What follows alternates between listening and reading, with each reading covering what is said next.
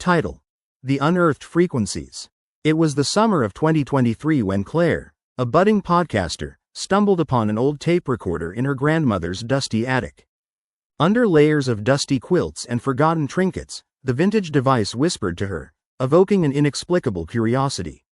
The glossy surface had dulled with age, but as Claire picked it up, a strange, alluring hum seemed to emanate from it. After some cleaning, Claire discovered a collection of tapes stored within an intricately carved wooden box next to the recorder. Each set, worn and labeled in her grandmother's delicate handwriting, read things like, "The Old House 1985, and Voices from the Past." Intrigued, Claire took the box home against her better judgment, hoping to turn her new findings into a compelling episode for her podcast. That night, as the wind howled outside her window and the rain pitter-pattered against the glass, Claire arranged her recording setup. She placed the first tape labeled, "The Old House 1985, into the machine. With a sharp click, she pressed play. Static filled her ears, followed by muffled whispers that danced on the edge of comprehension. It was a conversation, her grandmother and a man discussing something sinister. As Claire leaned in closer, the words grew clearer, laced with tension. "They shouldn't have gone in there," her grandmother's voice warned, trembling slightly. "It's not safe. They won't let you leave." The man's voice was deeper, filled with a cold, hollow resonance. "We need the recording. They must know the truth about the house." Claire shifted in her seat, a chill skating down her spine. She couldn't figure out what they were referring to, but she was hooked. The narrative spiraled into frantic urges for secrecy, recounting eerie happenings within an abandoned house that had once belonged to Claire's family. She pushed aside the creeping dread, clicked to the next tape, labeled, "Voices from the Past." This time, the audio unfolded like a choppy horror film.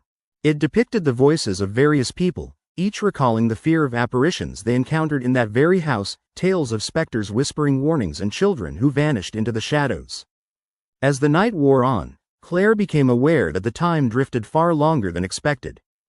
Thoughts began to worm themselves into her mind, insinuating that the audios might not just be idle accounts, but a desperate warning from her family, an ominous inheritance of warning. Yet, her obsession grew stronger, compelling her to dig deeper into the chilling histories captured in the scratches of the tape. The sound of a sudden knock broke her focus. Startled, she pulled off her headphones, her heart racing. The rain had intensified, the world outside her window darkening into an abyss. She hesitated before heading to the door. When she opened it, no one was there. Just the howling wind and the empty street glistening under the dim streetlights. About to close the door, she noticed something odd. A flicker of movement at the edge of the woods that bordered her backyard. Just on the periphery of vision. She could have dismissed it as her imagination, but deep inside, she felt the chilling pull of curiosity. Shaking off the dread, she returned to her tape recorder, eager to listen to the next tape, determined to understand. Time slipped away. Soon it was past midnight. Claire pressed play again, her breath hitching as the familiar static rolled in. But this time, the voices sounded different, frantic. "Claire, if you're playing this, stop. You don't understand?" Confusion gripped her. Was that her grandmother's voice? But then there were whispers layered beneath the warning. Dark echoes creeping in, almost like they were pleading for her to stop meddling. Suddenly, the tape became violent, the voices overlapping in a cacophony of dread. Claire flinched as a shrill voice cut through the dim haze. "You need to leave. They're coming for you." She jerked back, reaching to stop the tape. But before she could, the lights flickered and the room grew icy. The voices continued to thrash around her as shadows folded in corners, warping her sense of reality. "Let us out," they cried in unison, a symphony of despair and anger. Then came a deafening crack. The door to her room slammed shut, trapping her, and the dark promises within the tapes, in a tightly sealed box.